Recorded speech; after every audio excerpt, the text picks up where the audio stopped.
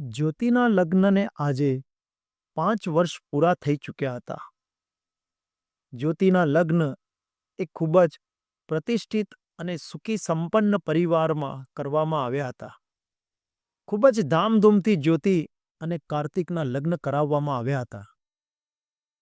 જ્યોતિના પિતાએ કાર્તિકને લગ્ન વખતે તેની પાસે રહેલી મૂડીમાંથી 30 લાખ રૂપિયા આપ્યા હતા. કાર્તિકે 1 રૂપિયો પણ લેવાની ના પાડી હતી, પરંતુ જ્યોતિના પિતાએ કહ્યું હતું કે દીકરી અને દીકરાના સરખા ભાગ કરીને તમને આપું છું, એટલા માટે આ રાખી લો.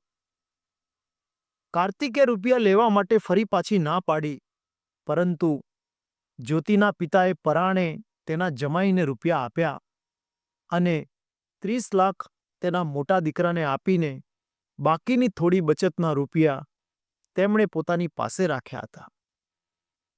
સાસરીમાં પણ જ્યોતિ એકદમ સમૃદ્ધ ઘરમાં રહેતી હોવાથી ખુશ હતી અને તેનો પતિ કાર્તિક ખૂબ જ હોશિયાર અને ધંધાનો પારંગત હતો અને ધંધો પણ ખૂબ જ સારો હતો, પણ તે બોલવામાં અતિ લોભી માણસ હતો.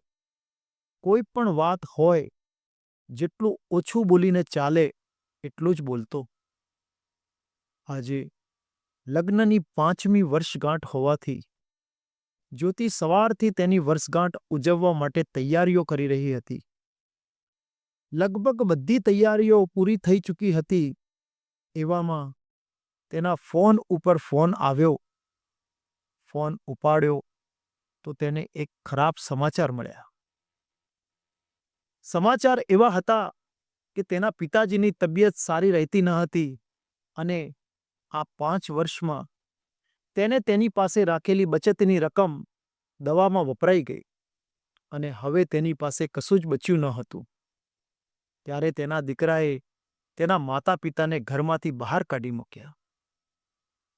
અત્યારે જ્યોતિના માતા પિતા એક મંદિરમાં આશરો લઈને રહે છે. આ સાંભળીને જ્યોતિ તેના માતા પિતાને મળવા માટે દોડી ગઈ અને બધી વાતચીત કરીને ઘરે પાછી આવી. પણ પોતાના મા બાપ આવી રીતે ઘરની બહાર હોય, તેની દીકરીનું મન કોઈ કામમાં કે ક્યાંય લાગે નહીં. પોતાના લગ્નમાં આખા ગામમાં વટ પડી જાય તેવો જલસો કરાવ્યો હતો.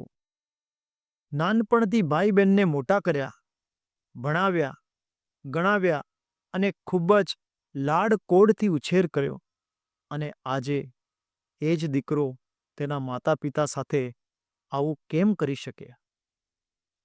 અને આજે તેને તેના જ દીકરાએ ઘરમાંથી તેની બચતના રૂપિયા ન હોવાના કારણે કાઢી મૂક્યા હતા.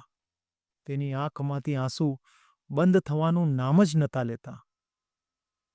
જ્યોતિ તેના પતિને વાત કરવાનો વિચાર કરતી હતી કે મારા માતા પિતાને આપણા ઘરે લઈ આવીએ, પણ તેના પતિને આ વાત કહેતા તેની હિંમત ચાલી નહીં, કારણ કે તેને ઓછું બોલવાની આદતના હિસાબે ક્યાંક તે ગુસ્સો કરે તો શું કરવું?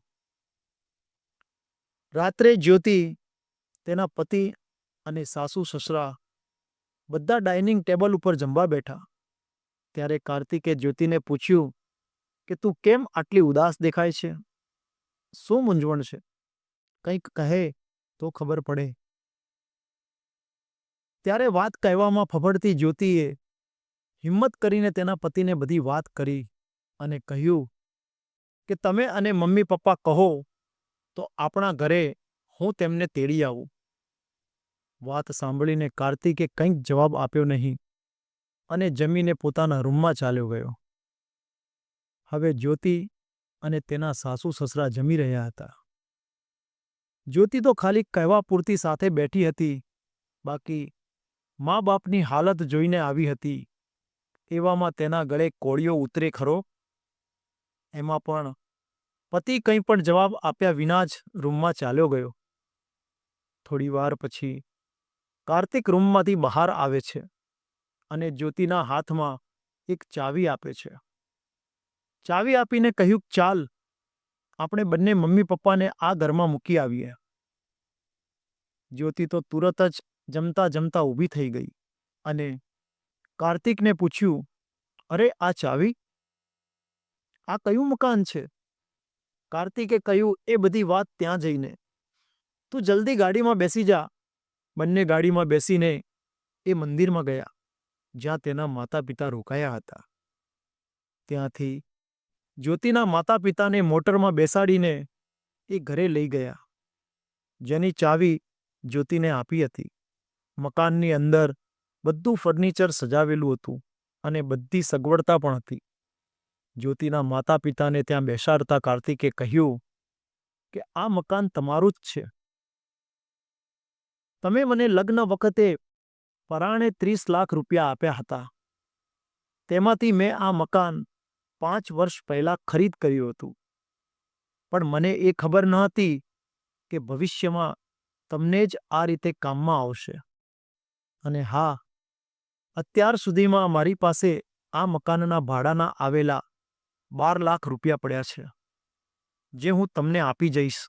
અને તમારે કંઈ પણ કામ હોય તો આ તમારી દીકરીનું ઘર નથી, પણ તમારા રૂપિયામાંથી જ ખરીદ કરેલું છે.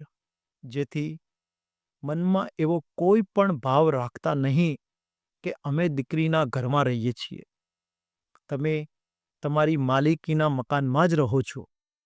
અને હા, તમારે બીજી કોઈ પણ જરૂરિયાત હોય તો બેધડક જ્યોતિને જણાવી દેજો. જરા પણ સંકોચ રાખશો નહીં. અને આજથી બધી જ જવાબદારી મારી છે, એટલે તમારે કંઈ પણ ચિંતા કરવાની જરૂર નથી. જ્યોતિના માતા પિતાના આંખમાંથી આંસુ આવી ગયા. ઘરે આવતા જ્યોતિએ આ વાત તેના સાસુ સસરાને કરી ત્યારે તેને કહ્યું કે તે પૂછ્યું હતું કે આપણા ઘરે તેમને તેડી આવીએ, પણ અહીંયા આવે તો તેમનું સ્વમાન ગવાય અને શરમથી ઊંચું જોઈને જીવી શકે નહીં. માટે કાર્તિકે તેને બીજા મકાનમાં રહેવાનું કહ્યું. અને એ મકાન પણ તેમનું જ છે, કારણ કે લગ્ન વખતે પરાણે આપેલા રૂપિયામાંથી લીધેલું છે. અને તે રૂપિયાનો આપણે આપણા માટે કંઈ ઉપયોગ કરવાનો હતો જ નહીં. અને કાર્તિકે જે પણ નિર્ણય કર્યો તે એકદમ સાચો કર્યો છે. આજે 5 વર્ષે જ્યોતિને થયું કે મારા પતિ ઓછું બોલવાવાળા ભલે હોય, પણ ઘણું બધું સમજવાવાળા છે. નમસ્કાર મિત્રો, જો આ સ્ટોરી તમને પસંદ પડી હોય તો દરેક મિત્રો સાથે શેર કરજો, તેમજ વિડીયોને લાઇક કરી કમેન્ટમાં આપના વિચારો રજૂ કરવાનું ચૂકતા નહીં. જય શ્રી કૃષ્ણ.